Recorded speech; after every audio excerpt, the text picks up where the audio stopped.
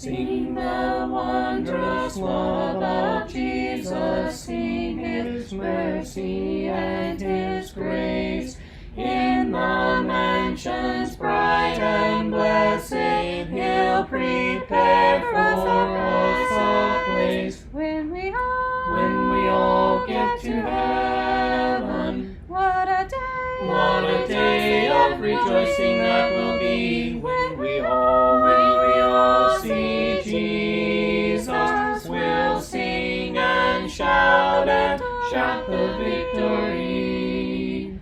While we walk the pilgrim pathway, clouds will overspread the sky.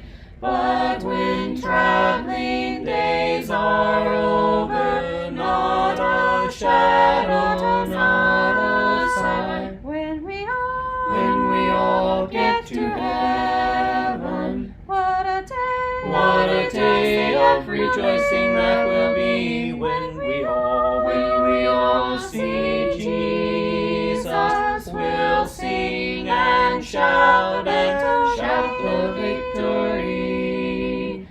Let us then be true and faithful, trusting, serving every day. Just one glimpse of him in glory will the toils of life repay. When we all get to heaven, what a day of rejoicing that will be when we all see Jesus. We'll sing and shout the victory. Onward to the prize before us, soon his beauty will behold. Soon and we'll read through verse 13. Ecclesiastes 3, verse 11, about halfway through the verse. It says, also he has put eternity into man's heart, yet so that he cannot find out what God has done from the beginning to the end. I perceive that there is nothing better for them than to be joyful and to do good as long as they live. Also, that everyone should eat and drink and take pleasure in all his toil. This is God's gift to man. We long for understanding and we long for satisfaction. That is part, I think, of the nature of man. We want to understand things. And we gain satisfaction from understanding things and becoming comfortable in reaching some point of the popular word over the last decade or so has been some point of closure where things make sense. And we're made with an awareness of eternity. It's set in our heart. I like the way it's put in the New American Standard Bible there. He has set eternity in the heart of man. We just intrinsically are made to know that there is something beyond here and now. But then we're told that we're limited in what we can know about God's work. He set eternity in man, but then fixed it where man can't find out what God has done from the beginning to the end. We have a limited knowledge of God and of his work. And we therefore can't understand the whys and what fors for everything that we experience in time. And that's frustrating to most of us. There are some blessed people out there who have great depth of understanding and that are not frustrated by that fact. There's some others who are just oblivious to things and are not frustrated by that fact. But for most of us, it's very frustrating that we can't ever get to the why did this happen, or why is this allowed, or what is this for answers that we so desperately want. And so we struggle with joy and we struggle with satisfaction in this life, at least without explanations and without directions that we receive from God. And that's the importance of the revelation of God and the things that he has made known. Peter says he's made known to us everything that pertains to life and godliness. And so there is enough information that is given to us by God that we can understand life and we can understand godliness and how it is that we ought to be. But we have to seek those explanations. We have to search out those directions, and we have to make application of those things to our lives after we gain a grasp of them and a grasp in terms of understanding them.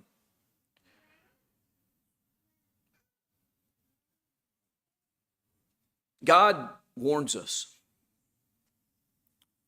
about the vanity of life on this earth. That's the subject of Ecclesiastes 1, verses 1 through 11. In verse 2, it's put simply like this: vanity of vanities, says the preacher, vanity of vanities, all is vanity. Now, all is an interesting word. It's defined usually by the context that it comes in. And if you look in the context of Ecclesiastes 1 through 11, well, it's life on earth and the pursuits of life on earth and material existence that are primarily under consideration here. And so when it says all is vanity, it's talking about the work of men's hands on the earth under the sun that are unguided and undirected by God. The things that are, I guess we'll say, original. The pursuits that are original to us. Life is presented in this section as transient, as passing, and as cyclical. The preacher introduces earthly life as this repetitive cycle where there is no apparent gain to what happens. He talks about a generation goes and a generation comes, but the earth remains forever in verse 4. And so it's just one generation after another, and nothing ever changes. The earth just goes on. Human efforts are insignificant in the grand scheme of things, is the point that's being made. Despite constant activity, human achievements don't really make any lasting marks on earth or any drastic changes to anything. Verse 11 of chapter 1, there is no remembrance of former things. And I've talked about that verse before, and we've had lessons that were based solely in that verse. I just want us all to remember, when he says there's no remembrance of former things, he's talking about the tendency of people, of human beings, to forget the things of the past. And the reason why humans have undertaken the study of history is to try to prevent us from forgetting the things of the past. But the fact of the matter is, no matter who you are, no matter how great you are, no matter what you've done or accomplished, you will pass away, and eventually people will forget who you are. And they'll forget what you've done. There is no remembrance of former things, nor will there be any remembrance of later things yet to be among those who come after. In other words, this is not going to change. As the generations come and go, the previous generations are forgotten about. The previous achievements are forgotten about. And it's so absolute that we come up with ideas and we think we have just invented the idea. But behold, there's nothing new under the sun. It's just a matter of us having forgotten what has been. The natural world, as it's ordered by God, actually reinforces this lesson. And there are three things that Ecclesiastes 1 points to show that. The courses of the wind. They blow from the northwest to the southeast, and then they turn around and blow from the southeast to the northwest, and then they turn around and blow, and that's for our part of the world. And that's just what happens. Nothing really ever changes. The wind just comes and goes. They follow their prescribed courses. He talks about the flow of the waters coming down the rivers, and yet the sea never getting full. And yet they still come flowing down the river. the rising and the setting of the sun. As long as it's not too cloudy, we see the sun come up in the east and set in the west, and then it comes up in the east again, and then sets in the west, and then it comes up in the east again, and then sets in the west, day after day after day, over the courses of our lives and the lives of our parents before us, and our grandparents before them, and our great-grandparents before them. And if the world continues to exist, it'll be true for my grandchildren, and my great-grandchildren, and my great-great-grandchildren. These things just happened. This is the world reminding us of this lesson. There's no remembrance of former things, nor will there be any remembrance of the things that came before us. That the generation goes and a generation comes, but the earth remains. Just a natural reminder of the nature of our existence. These are examples of seemingly endless repetition with no apparent advancement. The sun isn't better when it comes up the next day than it was the day before, nor will it be better when it comes up tomorrow than it was today. The oceans don't fill up. The wind doesn't achieve its purpose and stop. It just continues to happen. Our songwriters and poets have picked up on the emptiness of life that's being talked about in these things. The rock band Queen, at the pinnacle of their fame, began to sing a song that became a big hit for them that has these words: "I've taken my bows and my curtain calls. You've brought me fame and fortune and everything that goes with it. I thank you all. But it's been no bed of roses, no pleasure cruise. I consider it a challenge before all human race." And then he says this, "And I ain't gonna lose." This is a man who had a dream, a vision of being famous and wealthy and respected and adored by fans, and he got there. And his assessment was, you know what? It's not a bed of roses and it's not a pleasure cruise. It's not what I thought it was going to be. He's appreciative that his fans have supported them. But he realizes that this wasn't the answer to life that he thought that it was. Another example. They say that Richard Cory owns 1/2 of this whole town, with political connections to spread his wealth around. Born into society, a banker's only child, he had everything a man could want: power, grace, and style. The papers print his pictures almost everywhere he goes. Richard Cory at the opera, Richard Cory at a show. And the rumor of his parties and the orgies on his yacht. Oh, he surely must be happy with everything he's got. He freely gave to charity. He had the common touch, and they were grateful for his patronage, and they thanked him very much. So my mind was filled with wonder when the evening headlines read, "Richard Cory went home last night and put a bullet through his head." Those verses come from Simon and Garfunkel, a 1966 adaptation of the Edwin Arlington Robinson poem that was published in 1897. 127 years ago, that poem was first published, and it was very poignant and observant of the times. And then in 1966, Simon and Garfunkel released it as a song, and it was very poignant and observant and timely for its time. And it is still the same today because they are expressing the exact same truths that God has said. That all of the things that we pursue in this world and we think are the answer are empty. Vanity of vanities.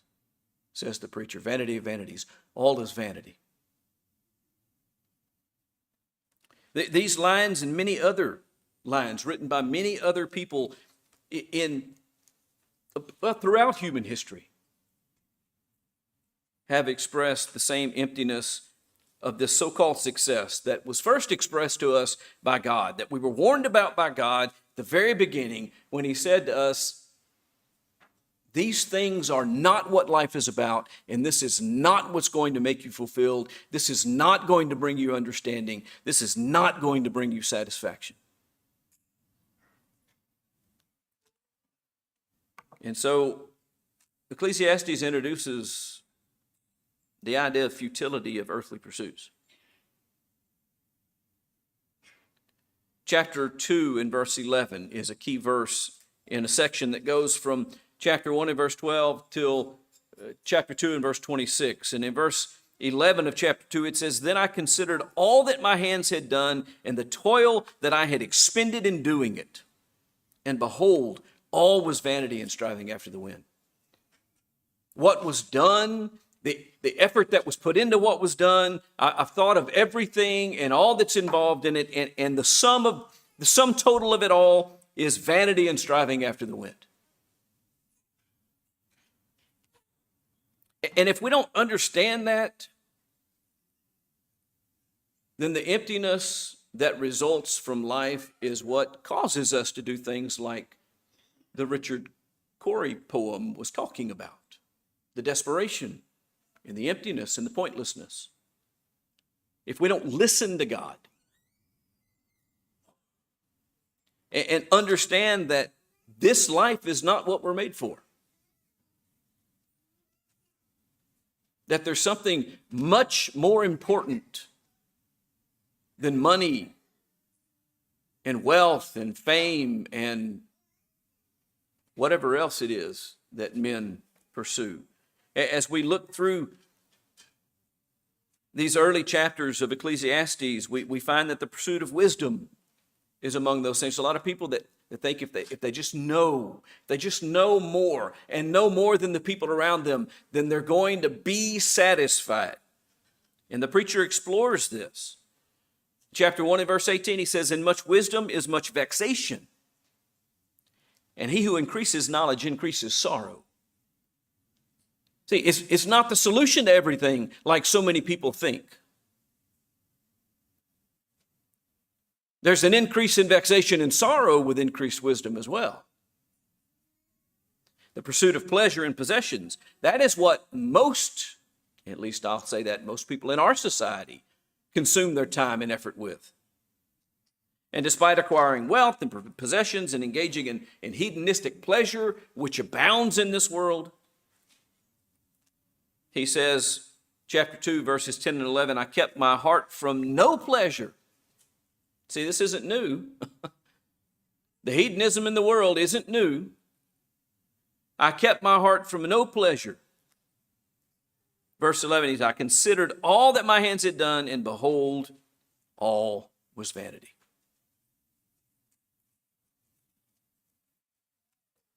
The inequity of toil. I work hard and accomplish this, and someone else, it seems, works not so hard and accomplishes that much more. Hard work often benefits those who didn't labor for it. Well, listen to chapter 2 and verse 21. "This also is vanity and a great evil." It happens in the world. Hard work doesn't guarantee satisfaction. I'll tell you this, it probably brings more satisfaction than not working. But it's frustrating when you work and you work and you work and you work and you don't seem to see the result that you're looking for. Isn't it, John? That front door has been a project that has fallen to John more than anyone. And there's still work to do.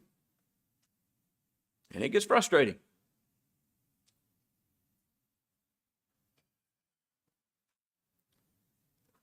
The seasons in the order of life. We're told about that. Chapter 3 and verse 1. For everything there is a season and a time for every matter under heaven.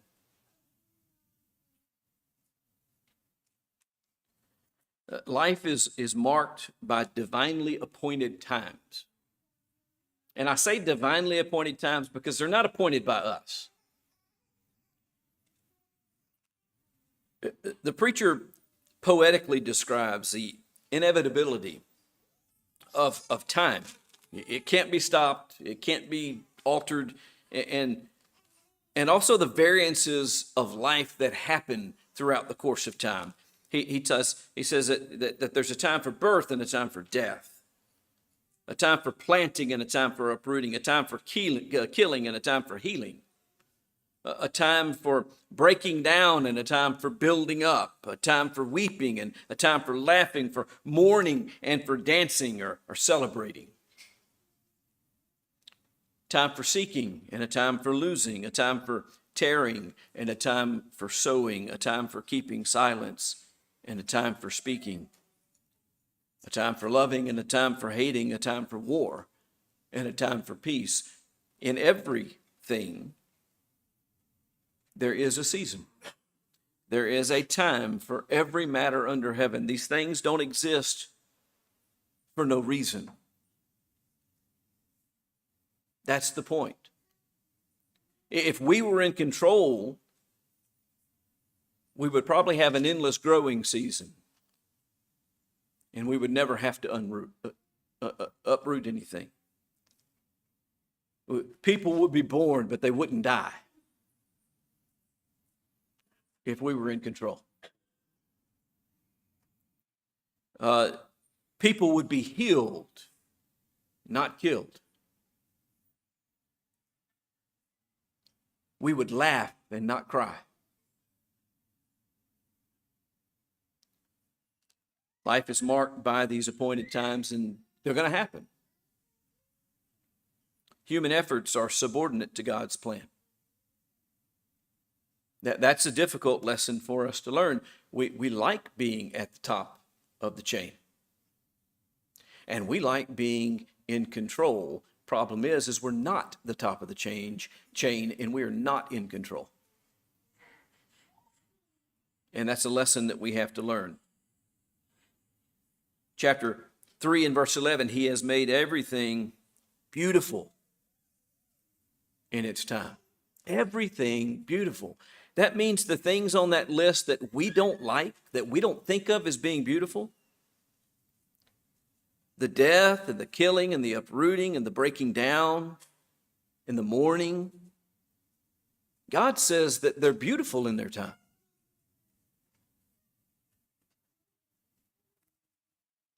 His eternal nature contrasts with our temporality. Chapter 3 and verse 14, whatever God does endures forever. Nothing can be added to it nor taken away from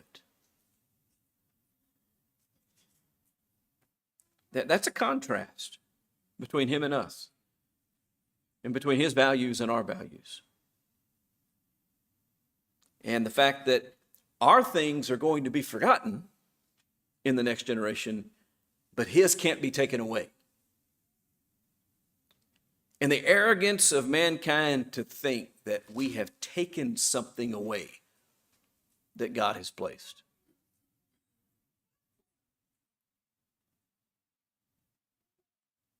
The day will come when it will become evident that that is not true.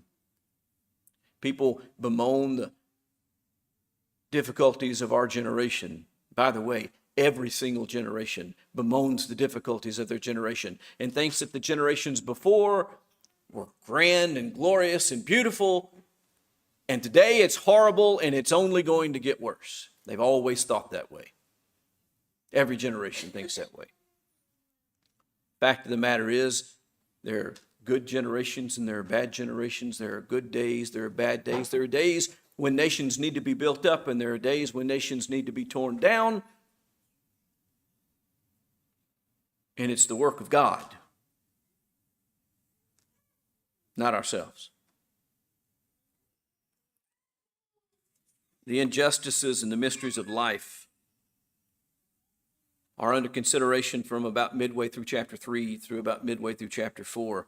And in chapter 3 and verse 16, he says, "Moreover, I saw under the sun that in the place of justice, even there was wickedness." Where justice ought to be, there was wickedness. This observation of moral corruption where there should be goodness.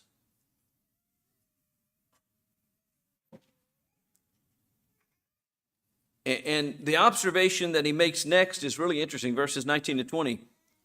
What happens with the children of man and what happens to the beast is the same. All go to one place. Material living things are mortal. They die. And if all you're looking at is the material,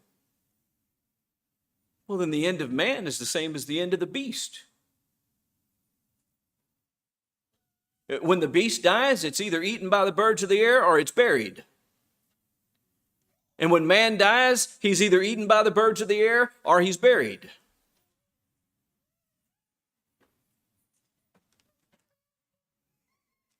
Oppression and loneliness abound when we look at life.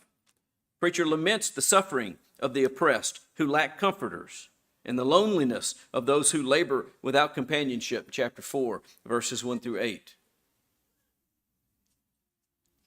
You ever felt oppressed? Have you ever felt lonely? Felt that you were laboring without help? Well, that happens. The vanity of wealth and work.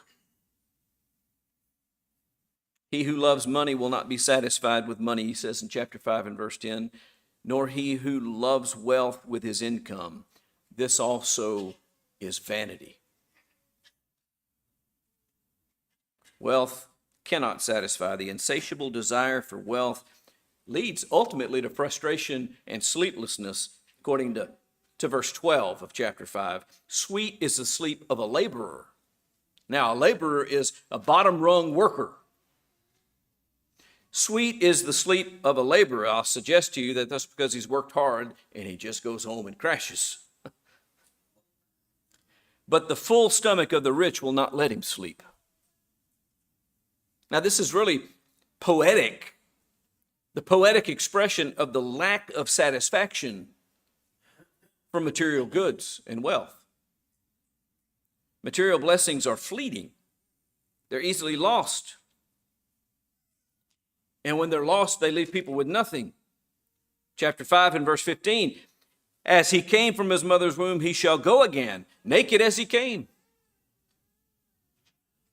You don't bring your wealth with you. You leave it to those who come after you. And by the way, you might even take the time to express what your desire and will is for what your goods are to be done with after you devise. That's what we do. We write our last will and testament. It's an expression of, this is my stuff, and this is what I'd like done with my stuff when I'm not here any longer. And the fact of the matter is, that will may or may not be followed because your stuff falls in the hands of other people and they do with it what they want to.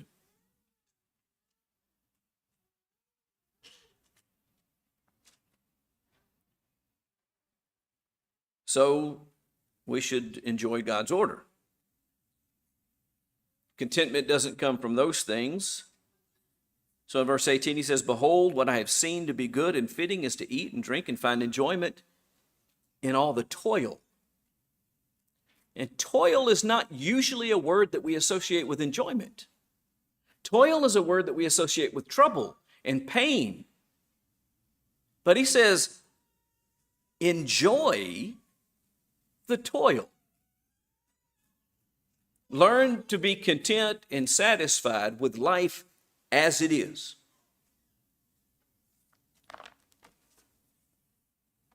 I want to turn your attention now to Matthew chapter 6.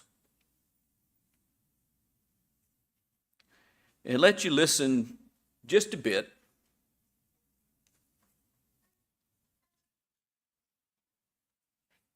to what Jesus has to say.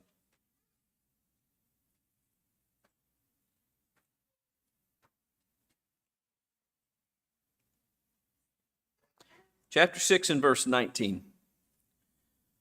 Do not lay up for yourselves treasures on earth, where moth and rust destroy and where thieves break in and steal.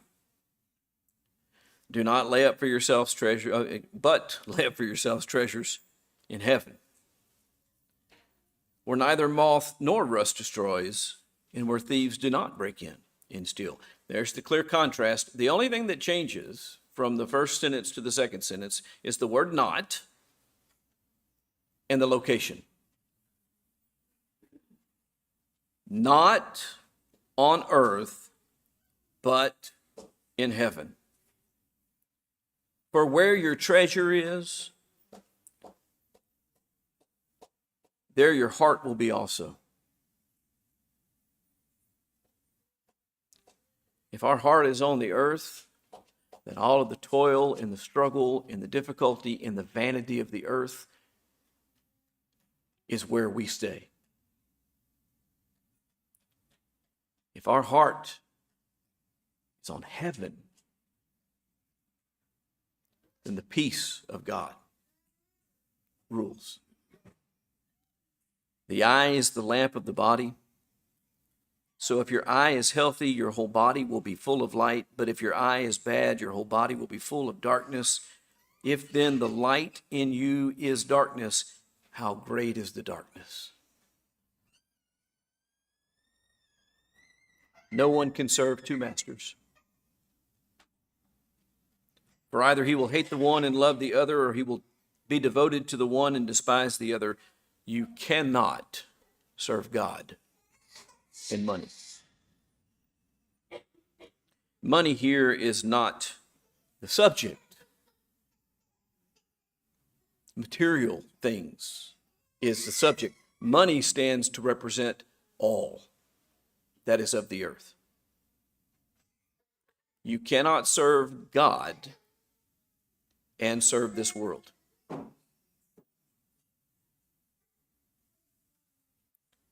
So the challenge